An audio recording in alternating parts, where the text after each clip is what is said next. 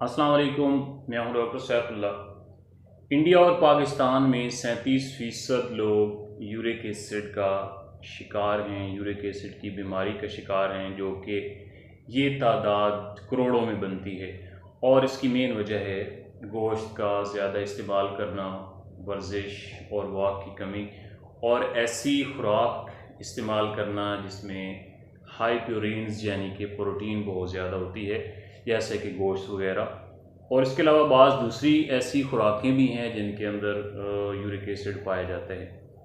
Uric acid खून के अंदर मौजूद होता है और जिसको गुर्दे बज़रिया पेशाब बाहर खारिज करते हैं।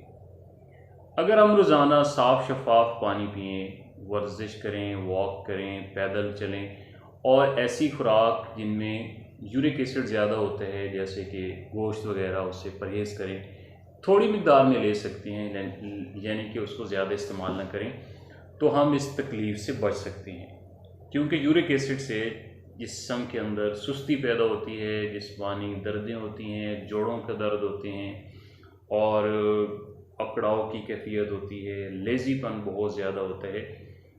अब आते हैं इसके ट्रीटमेंट यानी कि इलाज की तरफ। रोज़ाना एक कच्चा टमाटर, उसका जूस या कच्चा टमाटर खाना यूरिक एसिड को कम करने के लिए इंतहाई मौसर और मुफीद होता है। और एक गिलास नीम गर्म पानी के अंदर एक लीमू निचोड़ के पीना नीम गर्म पानी के अंदर, ये भी इंतहाई फ़ायदेमंद होता है।